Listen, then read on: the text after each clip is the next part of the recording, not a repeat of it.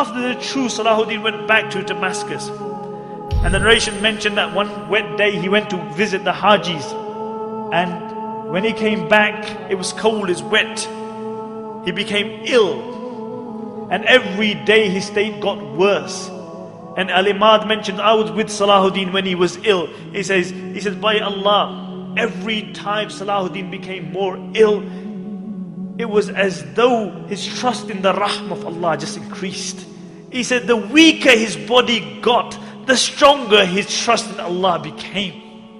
And even in that state, Salaahuddeen couldn't go to the masjid anymore. But he insisted on praying Salah with Jama'ah. And they would bring an Imam, they would help him up, and he would pray Salah in Jama'ah. On the 9th day, Salaahuddeen became unconscious. And Shaykh Jafar mentions that I was reciting the Quran by his bed, and when I reached the verses, Wallahu la ilaha illahu, alimul ghaybi wa shahada. He is Allah and no Lord besides Him, the knower of the unseen. He says Salaahuddeen had been unconscious for a while, and I heard a faint voice saying, Sahih, you have spoken the truth.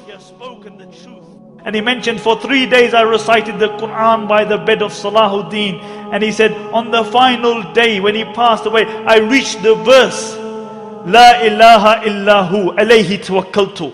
There is no God but Allah, and upon Him I trust. And I saw Salaahuddin's face become radiant, and he recited the Shahada, and he left this dunya.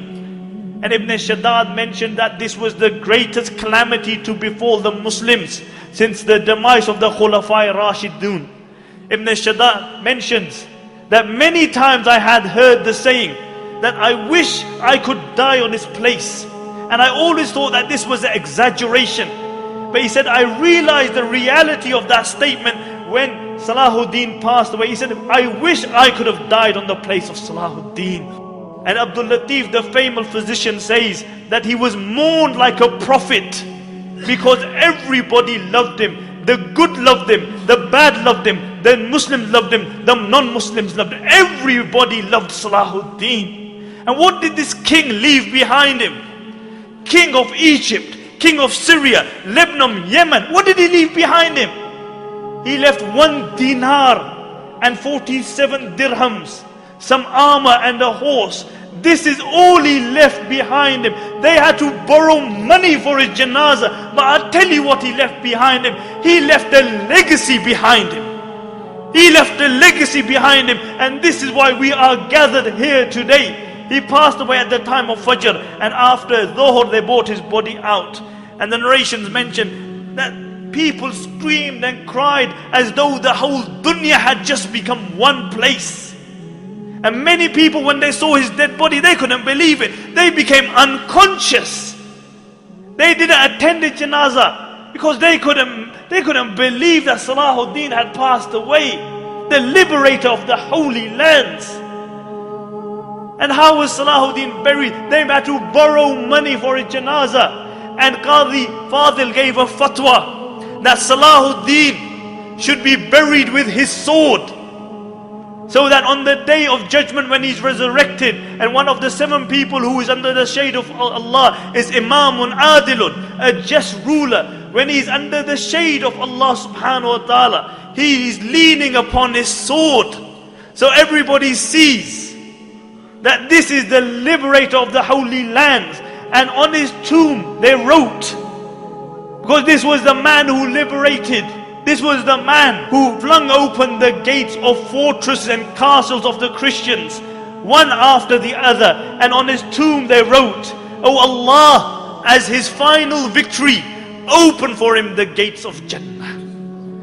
Open for him the gates of Jannah. And my dear respected brothers and sisters listening at home, Salaahuddin is one of the greatest heroes of Islam. And this is why we have gathered here to remember this. But the problem with many Muslims has become today, or with all Muslims, is that we live off our legacy. As a poet says, he said the Muslims come to the grave of Salaahuddin, and they come again and again. And what do? They stand by the grave of Salaahuddin and they say, Qum ya Salaahuddin, Qum. Oh Salaahuddin, stand. Stand up, oh Salaahuddin, we need you. Can't you see what's happening in Iraq? Can't you see what's happening in Afghanistan? Can't you see the supine, spineless leaders that we have? Oh Salaahuddeen, we need you to liberate the holy lands. The poet says they come and they say, قُمْ يَا صَلَاحَ الدِّينِ قُمْ حَتَّى اشْتَكَ مَرْقَدُهُ مِنْ حَوْلِهِ الْعَفُونَ. He says, they come to his grave and they say, oh Salaahuddeen, stand, stand. Until his grave began to complain about the stench around it. And the poet says, كَمْ مَرَّةً فِي الْعَامِ تُوقِذُونَهُ كَمْ مَرَّةً عَلَى الْجِدَارِ الْجُبْنِ تَجْلِدُونَهُ أَيَطْلُبُ الْأَحْيَاءُ مِنْ أَمْوَاتِهِمْ مَعُونَةً. He said, how many times in the year are you going to wake Salaahuddeen up?